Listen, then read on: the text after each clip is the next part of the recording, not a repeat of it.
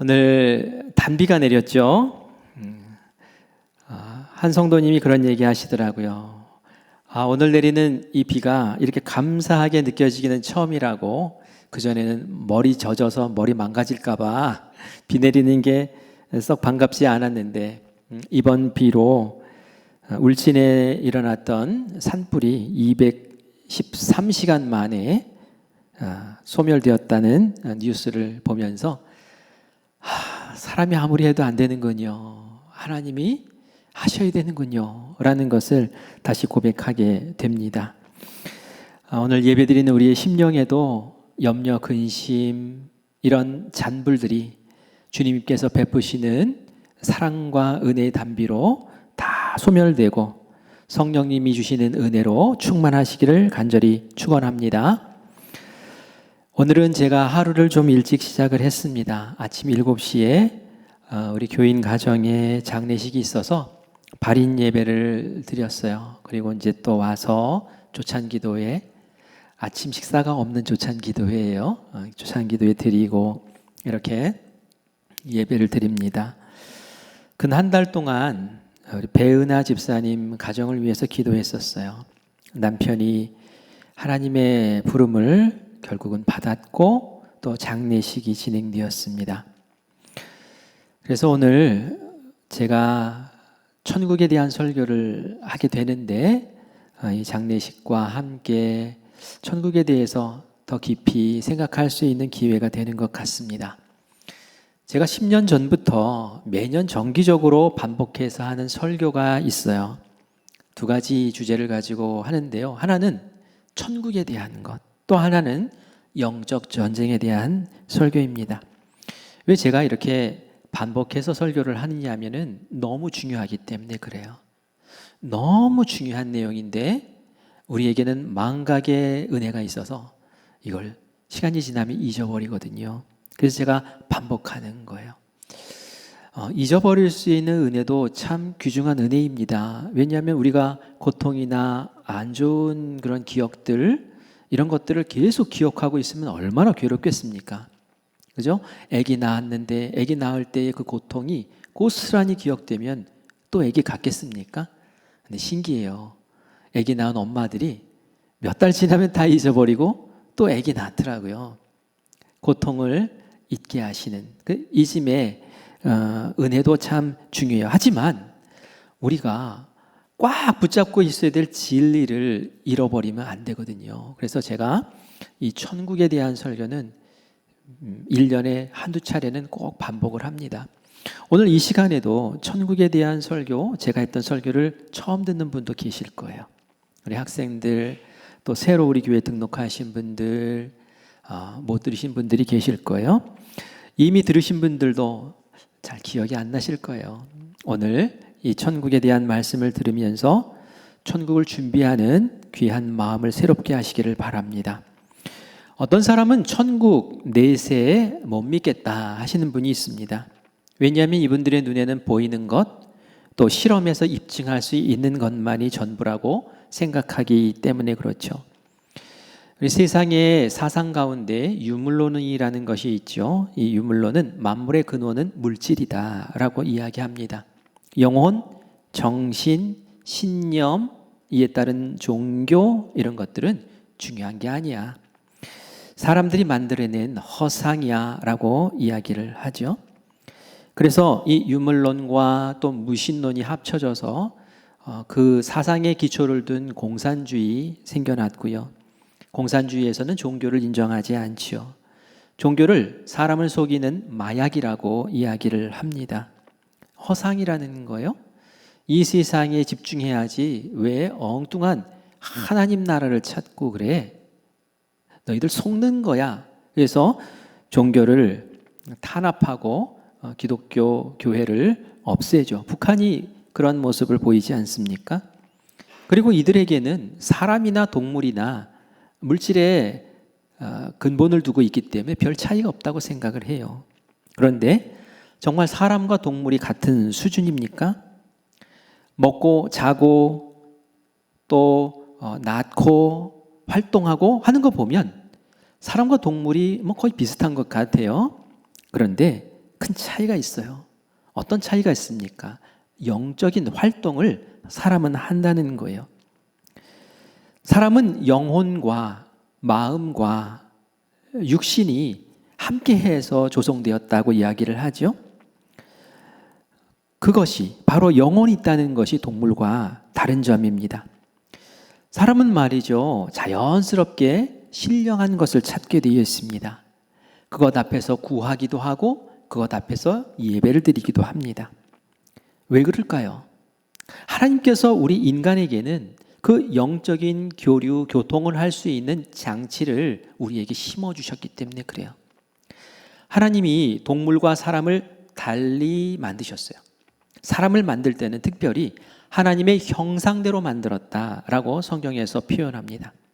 하나님의 형상이 우리 안에 있기 때문에 하나님과 교제할 수 있는 거예요. 하나님과 통할 수 있는 거예요. 동물들이 모여서 예배하는 거 못 봤죠? 동물들이 모여서 기도하는 거 못 봤잖아요. 오직 사람만이 할 수 있는 거예요. 그런데 죄로 인해서 우리 하나님의 형상이 더럽힘을 받고 무디어졌죠. 그래서 하나님을 제대로 알지 못해요. 하지만 그 하나님의 형상이 흐릿하게도 남아있기 때문에 하나님을 바로 찾지는 못하더라도 물을 떠놓고 달을 향해서 빌고 태양을 향해서 빌고 하는 그러한 신적인 것을 존중하는 마음이 우리 인간의 내재해 있다라는 것을 우리가 알 수 있어요. 우리의 영혼이 있기 때문에 장례식 하는 거 아닙니까? 장례식도 우리의 영혼 때문에 하는 것이란 말이죠. 인간이 다른 동물과 또 다른 점이 있습니다. 그건 뭐냐면은 죽음을 미리 끌어당겨서 살 수 있는 능력이 인간에게 있다는 거예요. 죽음을 지금 이 현재에 끌어들여서 살 수 있다. 이 표현이 좀 어려워요. 그죠? 말이 좀 어렵습니다.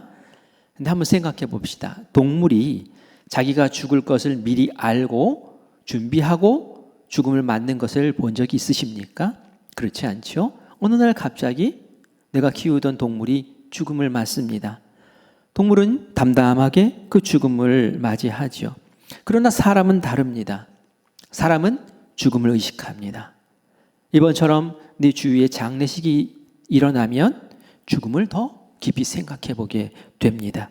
그리고 죽음을 위한 준비들을 해요. 여러분, 생명보험 드신 분 계십니까? 어떤 사람들은 생명보험 듭니다. 내가 죽으면 내 자녀, 내 아내, 내 남편 어떻게 살지? 내가 이들을 위해서 뭔가 남겨놓아야 되는데 해서 생명보험을 드는 거예요. 나를 위해서 드는 거 아닙니다. 나는 죽으면 그거 못 받아요. 하지만 내 자녀들을 위해서 생명보험 드는 분들 계세요.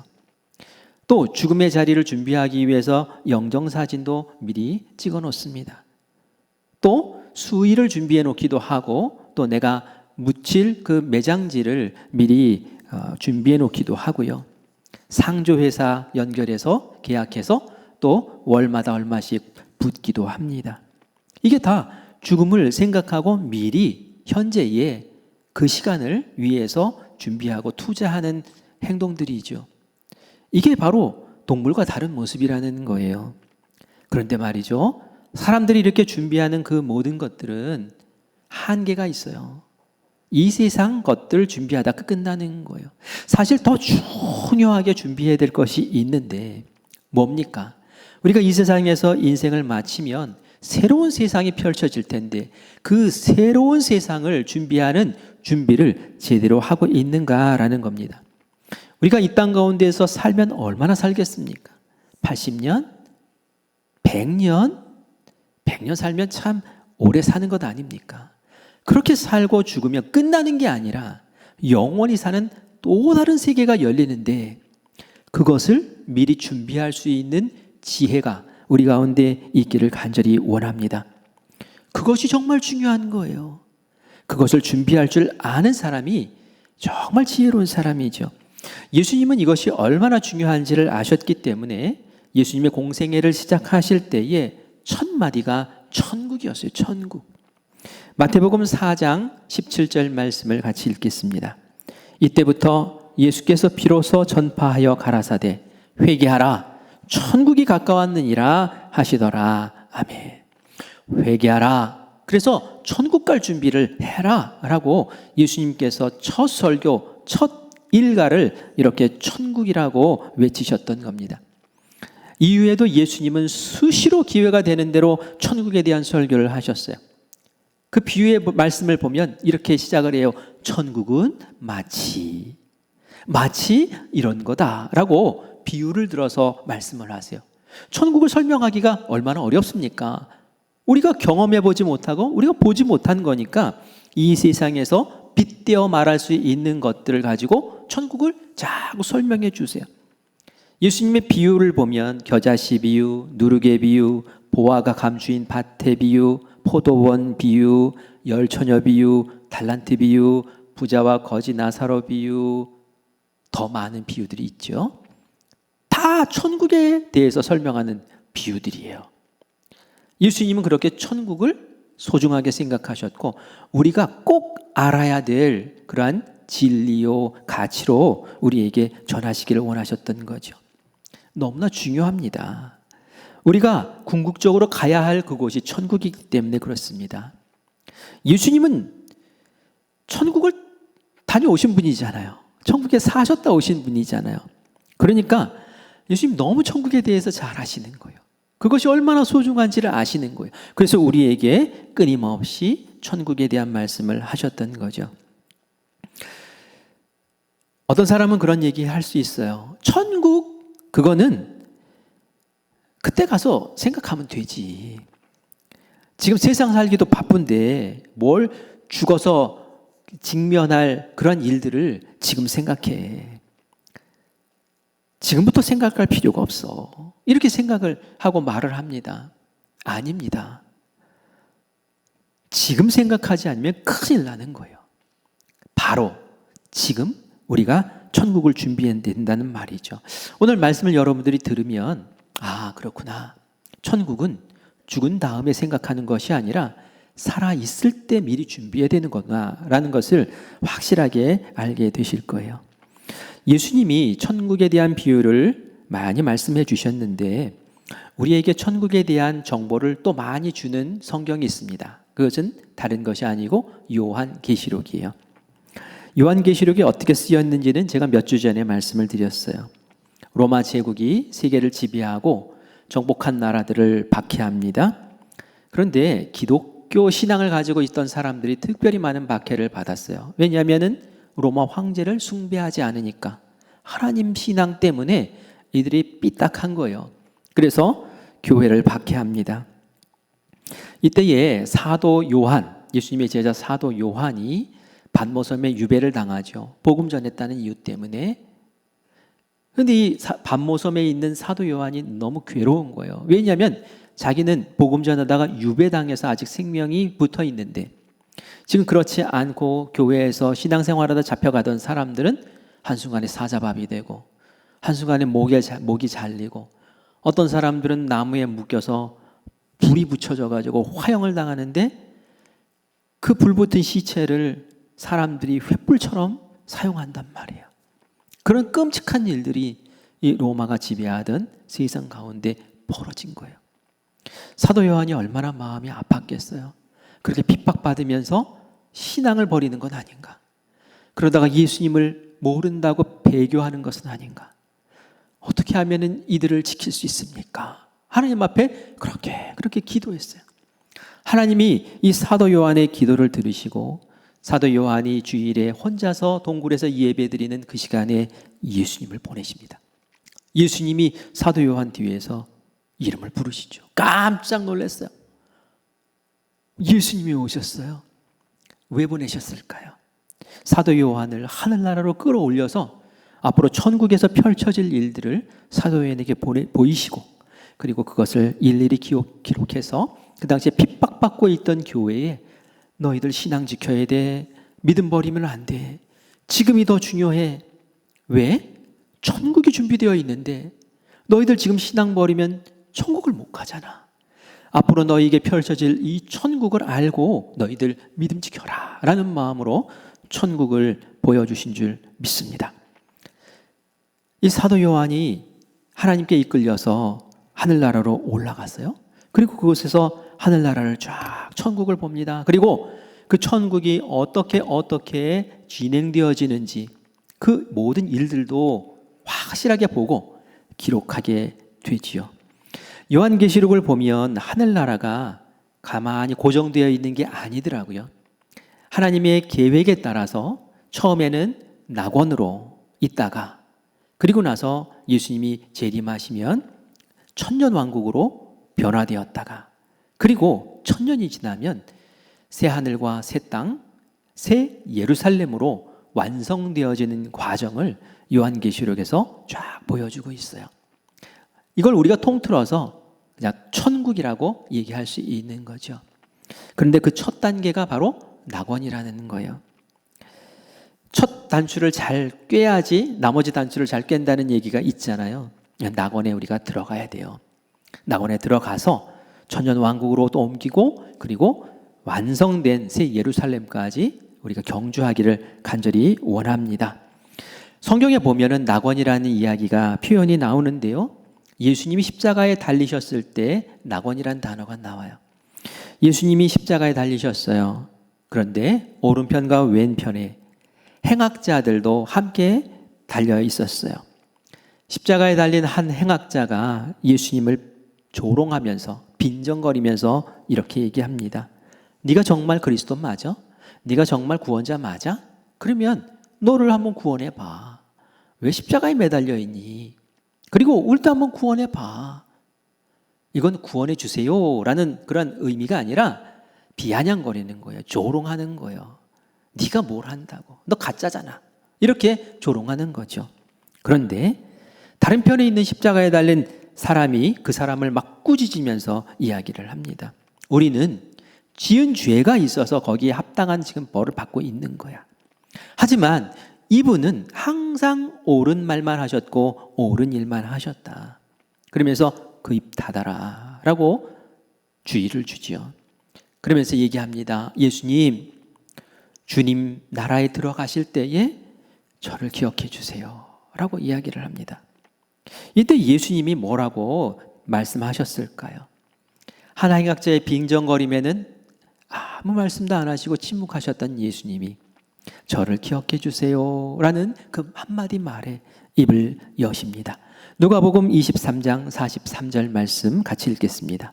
예수께서 이르시되 내가 진실로 내게 이르노니 오늘 네가 나와 함께 낙원에 있으리라 하시니라. 아멘. 어디에 있겠다고요? 낙원에 천국에 있을 것이다. 언제요? 오늘. 누구와 함께? 예수님과 함께. 세상 사람들은 얘기해요. 우리가 죽으면 그 영혼이 귀신이 돼가지고 막 구천을 떠돈다고 그래서 뭐 잘 먹여야 되고 어떻게 뭐 가게 하려고 또 잘해야 되고 뭐 그래서 막 여러 가지 것들을 하죠. 하지만 예수님 뭐라고 말씀하십니까? 예수님은 아주 단순하게 얘기하세요. 네가 오늘 나와 함께 낙원에 있을 것이라고. 우리 생명이 딱 끊기는 그 순간에 우리의 영혼은 주님과 함께 낙원에 가게 되는 줄 믿습니다. 정말 감사한 것은 예수님이 허튼 소리 하시는 분 아니시잖아요. 예수님 거짓말 하시는 분 아니시잖아요. 그 전에 이 행악자와 예수님은 아무런 관계가 없었어요. 알지도 못했어요. 그런데 아무도 관계도 없는 이 사람이 예수님 구원해 주세요. 그 한마디 말에 예수님 알았어 하고 그냥 전폭적인 은혜와 사랑을 베풀어 주시는 그 은혜, 그것으로 천국 갈 수 있다는 것이 너무나 감사합니다. 그런 은혜가 우리에게도 임한 줄 믿습니다. 낙원에 대한 중요한 정보를 알려주는 말씀이 예수님의 비유 가운데 부자와 거지 나사로의 비유에 나옵니다. 어떤 학자는 이 비유를 이건 비유가 아니야, 이건 사실이야 라고 이야기를 해요. 천국과 지옥에서 벌어지고 있는 일을 예수님께서 보신 대로 우리에게 말씀하신 거야. 마치 사진 보듯이 알려주시는 거야 라고 이야기를 합니다. 이 비유를 보면 말이죠, 아주 고급 정보를 우리가 보게 돼요. 거지 나사로와 부자가 한 마을에 있다가 한 날에 죽었습니다. 나사로는 낙원에 아브라함의 품에 안겨 있었어요. 부자는 어땠습니까? 음부, 불이 타오르는 그 불못에, 지옥에 가 있었어요. 너무나 괴로웠어요. 이 세상에서는 떵떵거리면서 호의호식하면서 그렇게 살았던 사람이 아주 비참한 꼴이 돼서 물 한 방울 구하는 그러한 처지가 되고 맙니다. 그런데 이 부자의 눈에 자기가 아는 거지 나사로가 보이는 거예요. 저기 천국에 내가 아는 거지가 있네. 즉 나사로잖아.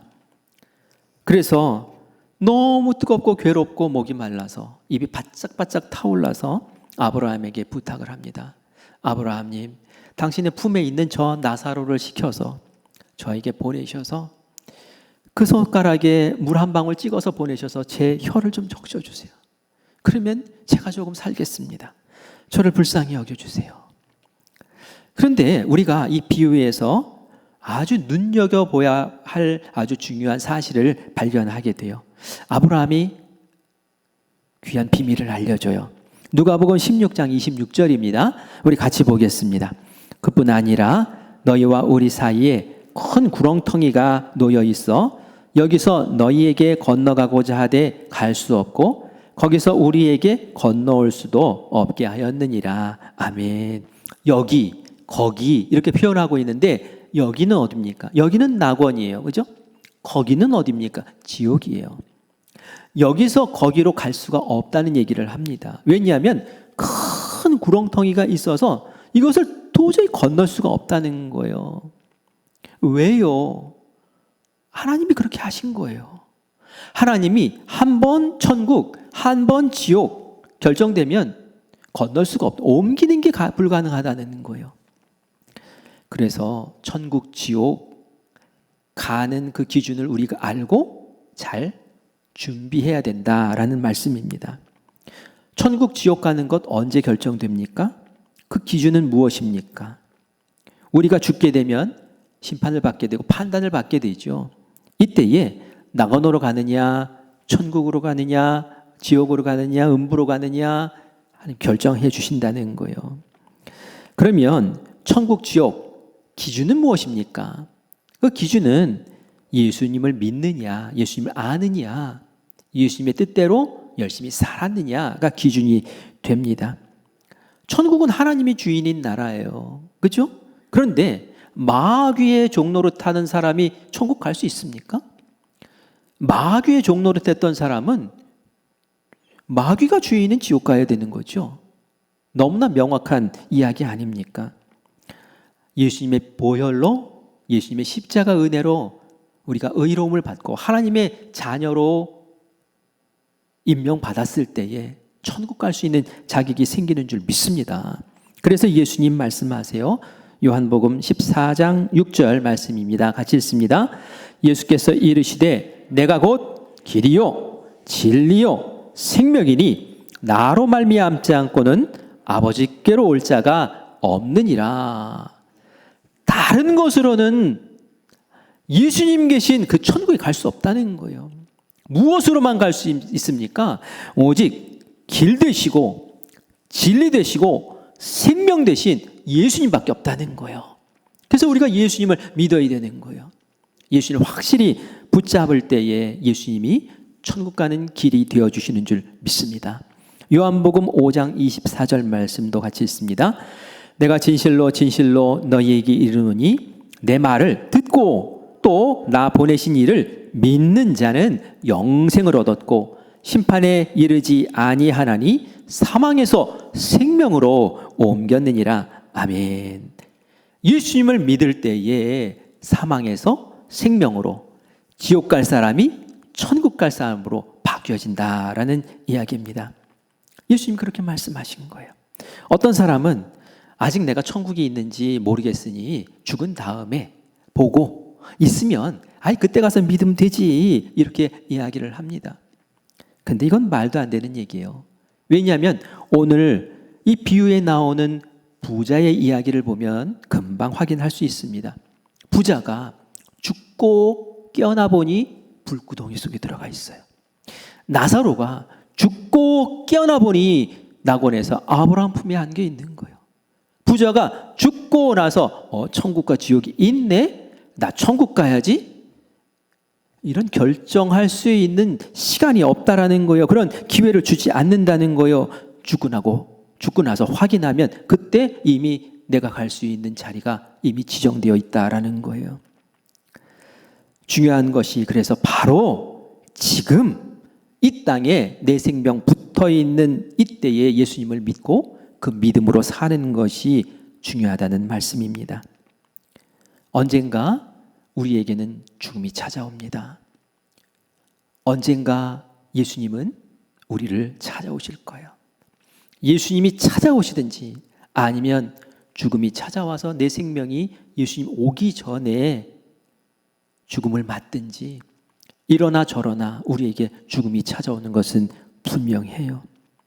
생명이 있을 때 그때가 언제인지 모르기 때문에 우리가 정신 차리고 우리 생명이 붙어있는 그 순간에 천국 갈 준비를 해야 되는 줄 믿습니다. 우리가 함께 오늘 봉독한 이 본문 말씀이 바로 지금 천국을 준비해야 된다라는 예수님의 말씀이에요. 10명의 처녀가 있었습니다. 이 처녀들은 신랑을 기다리고 있었어요. 이스라엘 풍습에는 신랑이 저녁에 신부 집을 찾아와서 신부를 데리고 신랑 집에 가서 결혼 예식을 혼인 잔치를 하게 되어 있어요. 신부는 그 신부 들러리들과 함께 신랑을 기다리고 있는 거죠. 그런데 신랑이 빨리 안 와요. 이 저녁이 됐는데 밤이 깊어가는데도 안 와요. 그래서 기다리다 지쳐서 다들 꾸벅꾸벅 졸고 있었습니다.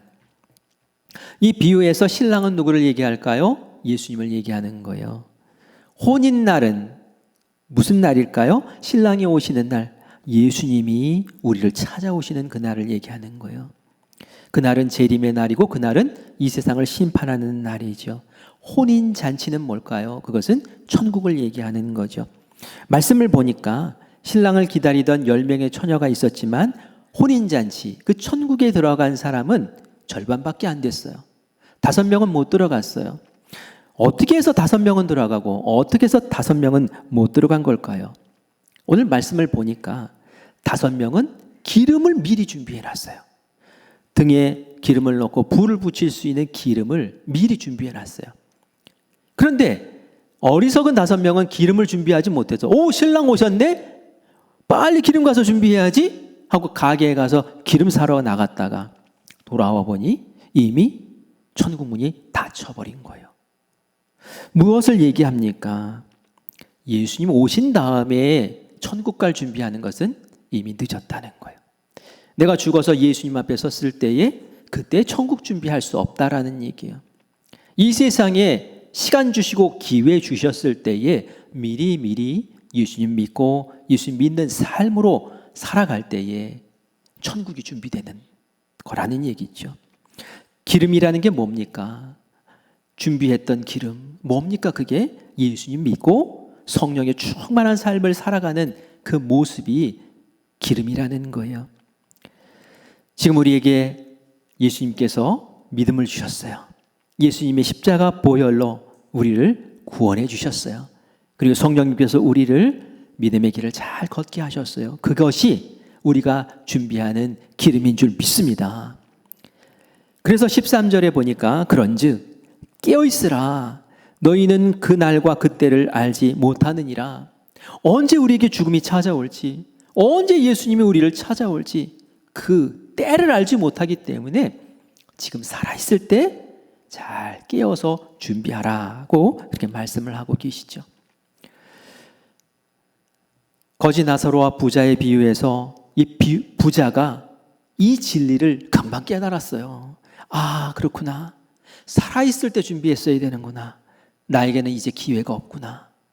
가슴이 철렁해요. 왜 철렁합니까? 안타까움이 찾아와요. 나는 이제 어쩔 수 없지만 집에 두고 온 식구들이 생각나는 거예요. 5명의 형제가 같이 있는데 이 5명의 형제도 자기하고 똑같이 이 세상에서 돈 벌었던 걸 가지고 흥청망청 잔치만 벌이면서 그렇게 살고 있는 거예요. 이들의 미래가 어떻습니까? 지옥이 딱 예약되어 있는 거예요. 지옥에서 다 만나게 생긴 거예요. 그래서 어떻게 합니까? 아브라함에게 부탁해요. 아브라함님, 부탁입니다. 나사로를 나의 아버지 집에 보내주세요. 그래서 내 형제들이 이 거지 나사로를 알거든요. 우리 집 앞에서 죽은 거 봤거든요. 이 죽은 나사로가 다시 살아나가지고 나타나면 얼마나 눈이 번쩍 뜨이겠습니까? 근데 이 나사로가 천국을 얘기해주고 지옥을 얘기해주면은 우리 형제들이 다 믿고 천국 가게 될 것 같습니다. 그렇게 좀 해주세요. 나사로를 보내주세요. 라고 부탁을 하죠. 그런데 말이죠. 얼마나 이 갸륵한 부탁입니까? 제가 아브라함 같으면 금방 들어주고 싶어요. 영혼 구원하고 싶다고 그러는데. 근데 아브라함이 딱 거절합니다. 어떻게 거절합니까? 그들은, 이 세상에 남아있는 그 너희 형제들은 모세와 선지자가 기록한 그 말씀을 통해서 천국을 알고 그리고 천국 준비를 해야 된다라는 이야기예요. 주신 말씀이 있는데도 그 말씀 믿지 않고 듣지 않는 사람들은 죽었다 살아난 사람이 얘기를 해도 안 듣는다라고 이야기를 하시면서 거절을 하십니다. 모세와 선지자의 말이 뭡니까? 모세 오경 얘기하고 선지자들이 기록한 예언서를 얘기하는 거예요. 다시 말해서 성경책을 얘기하는 거예요. 성경 말씀만으로도 충분하다는 거예요.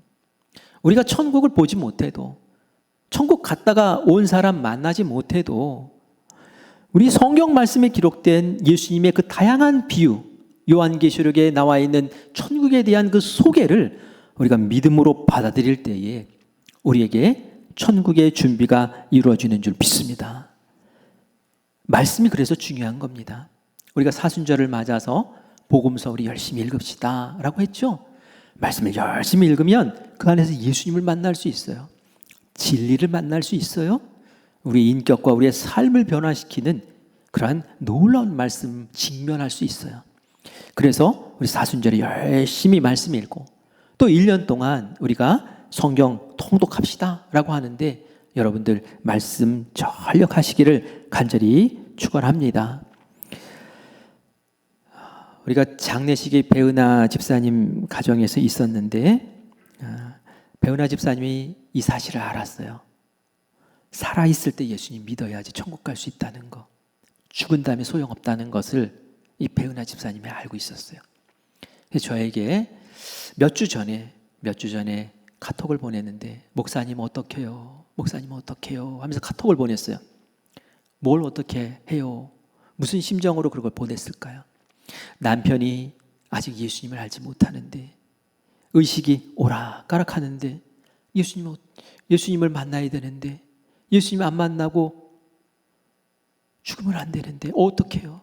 의사 선생님은 이제 마지막 임종 면회라고 부르는데 이 짧은 시간에 제가 어떡해요? 하면서 저에게 안타까운 마음을 표현했어요. 제가 뭐라 그랬을까요? 의식이 오락가락해도 듣는 귀가 있습니다. 집사님, 말씀하세요. 귀에 대고 말씀하세요. 단호하게 말씀하세요.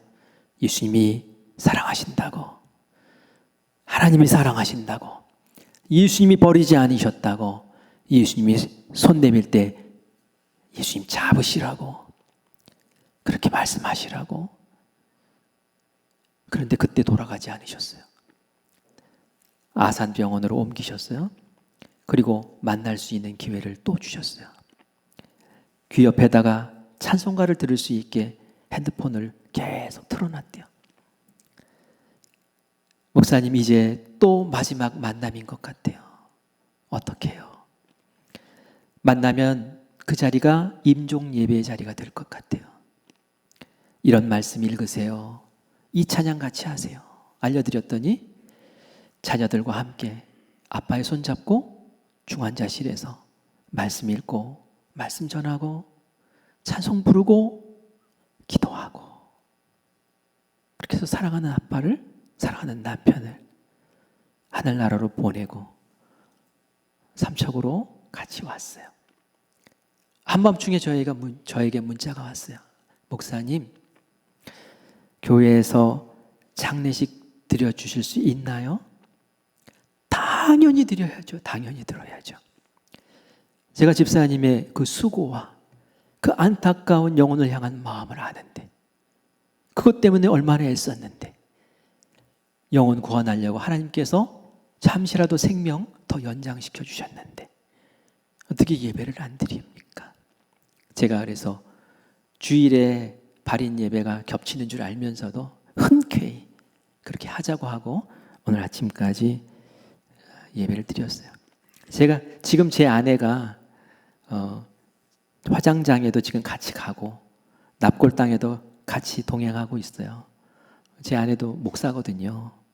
지금 다른 부교육자들은 사역들이 있어서 보낼 수가 없고 제 아내 끝까지 지켜주기로 했어요.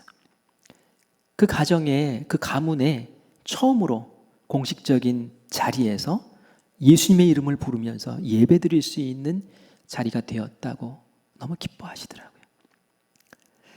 그런 거예요. 살아있을 때 해야 되는 거예요. 살아있을 때.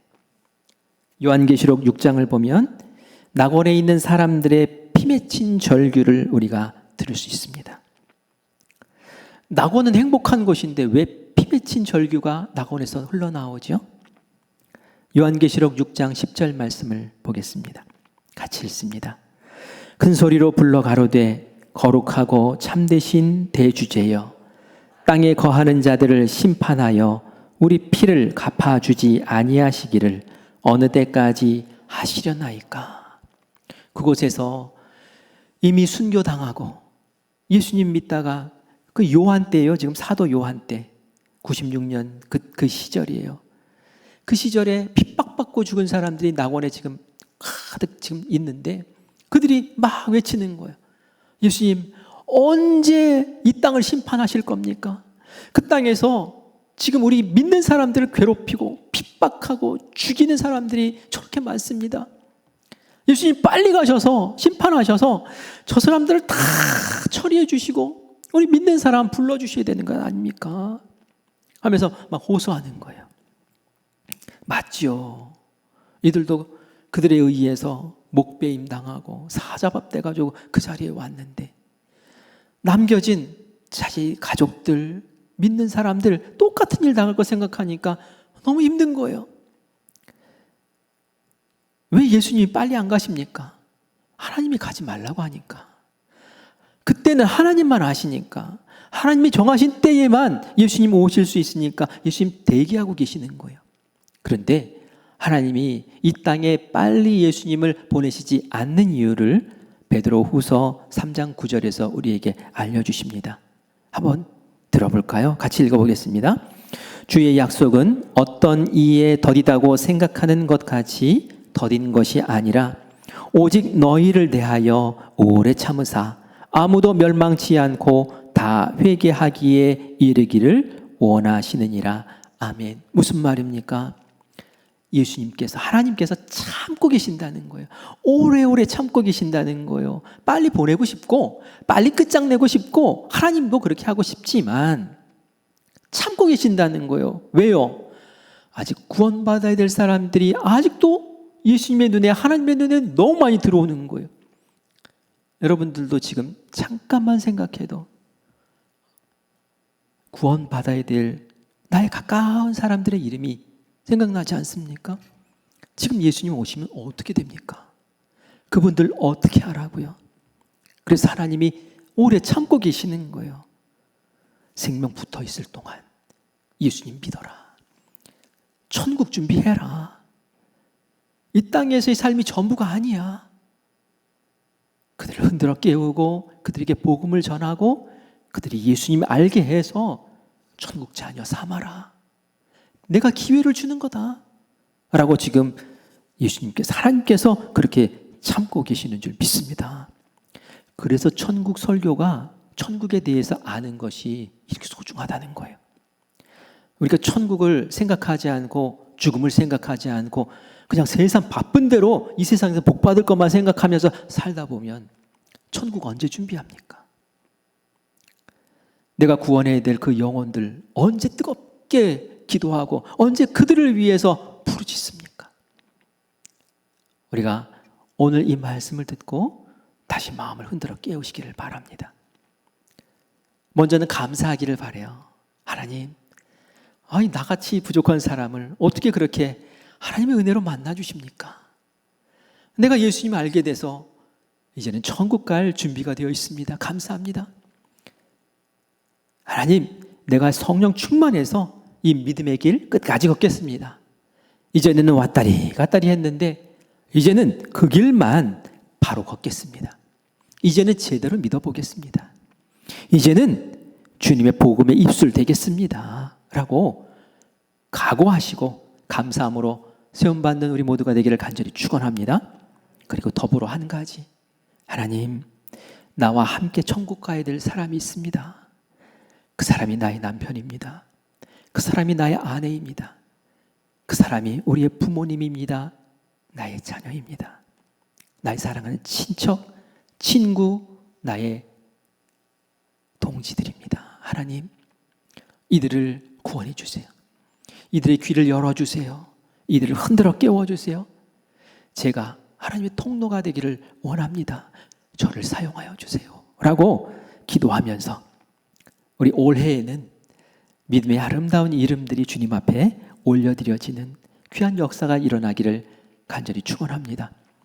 제가 새벽에 기도할 때 우리 성도님들의 기도를 같이 할 때에 가장 마음에 담아두고 기도하는 것은 여러분들이 올려드린 그 이름들이에요. 남편 구원해 주세요. 우리 부모님 구원해 주세요. 그 이름을 붙잡고 저도 함께 기도합니다. 제가 드리는 말씀이 여러분들에게 짐이 되지 않기를 원해요. 오히려 다시 한번 일어서는 그러한 기쁨의 메시지가 되기를 간절히 축원합니다. 그래서 우리 함께 올해 한 해에 주님께서 주시는 열매를 붙잡고 승리하시는 우리 모두가 되기를 간절히 바랍니다. 오늘 이 시간 함께 우리가 찬양할 텐데요. 우리 보좌 앞에 모였네 라는 제목의 찬양입니다.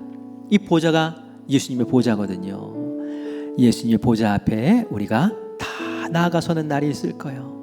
예수님이 오셨을 때에 지옥에가 있으면 안 되잖아요. 우리가 주님의 보좌 앞에 나아갑니다. 어떻게 보좌 앞에 나아갑니까? 하나님의 그 사랑하는 아들을 주셔서 그 피로 우리가 구원받아서 우리가 보좌 앞에 나아갑니다. 각 나라와 족속에게 이런 복음을 알게 하시옵소서. 나의 사랑하는 가족들에게 이런 복음을 알게 하시옵소서.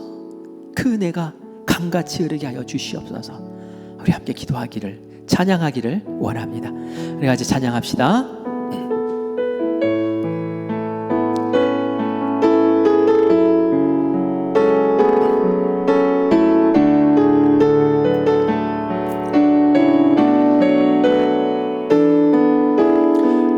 우리 보좌 앞에 모였네. 우리 보좌 앞에 모였네. 함께 주를 찬양하며 하나님의 사랑 그 아들 주셨네. 그의 피로 우리 구원받았네. 십자가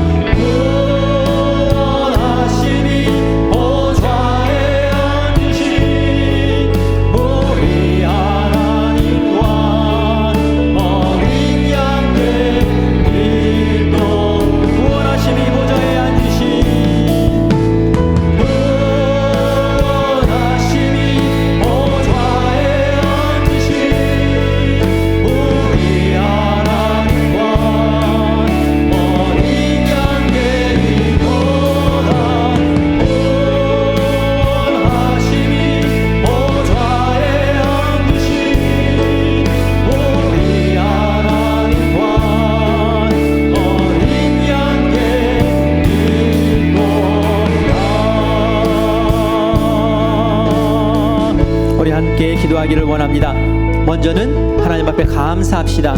나 같은 게 뭐라고 하나님 저에게 피를 흘리셨습니까? 하나님 나 같은 게 뭐라고 예수님 십자가에서 그렇게 저를 위해 죽어주셨습니까? 예수님의 그 보혈로 제가 이제 천국의 자녀가 되었고 예수님의 그 보혈로 천국을 이미 준비하였습니다. 하나님 감사합니다. 이 확신으로 이 세상의 그 염려와 근심들을 다 내몰아버리게 하여 주시고 천국 소망으로 다시 한번 주님 앞에 일어서게 하여 주시옵소서. 위해서 기도합시다. 그리고 지금 이 시간 떠오르는 이름들 붙잡고 기도합시다. 하나님 제 힘으로는 안 됩니다. 하나님이 하셔야 합니다. 성령님 흔들어 깨워주시옵소서. 그들의 세상의 생각들을 내려놓게 하여 주시고 주님 만날 수 있는 기회를 허락하여 주시옵소서.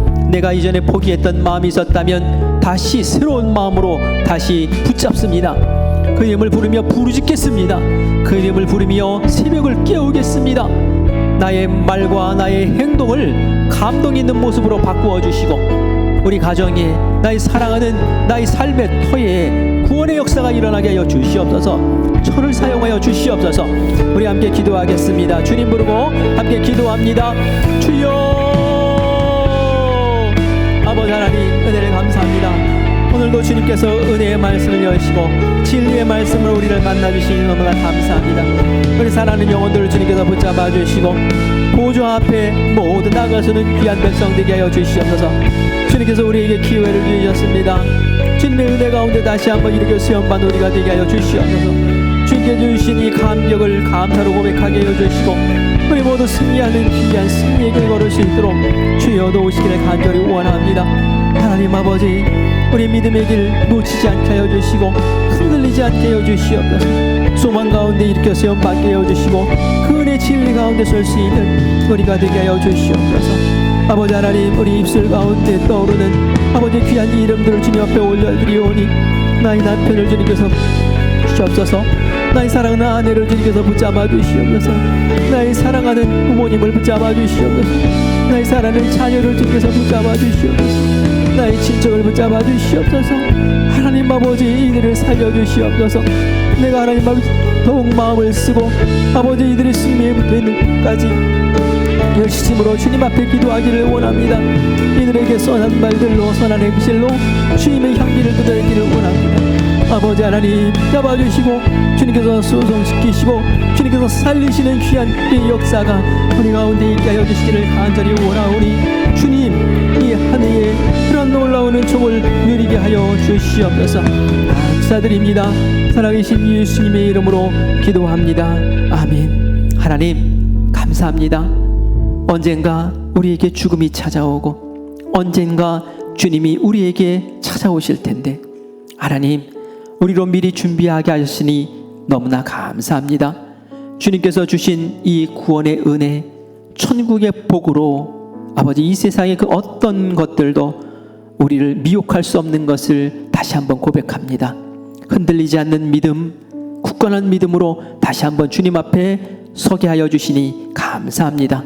하나님 우리는 느슨해진 기도를 다시 한번 회복시켜 주시옵소서. 특별히 사랑하는 이들을 이름을 부르며 부르짖을 때에 우리의 심령이 먼저 변화되게 하여 주시어서 아름다운 말로 덕스러운 말로 또한 살피고 돌보는 행동들로 주님의 향기를 드러내게 하여 주시고 주님을 알지 못하는 완악한 마음들을 무너뜨려 주시어서 주님 이 땅에 숨붙어 있는 그 순간 하나님을 만나게 하시고 천국 준비할 수 있는 역사가 가정마다 일어나게 하여 주시기를 간절히 원합니다.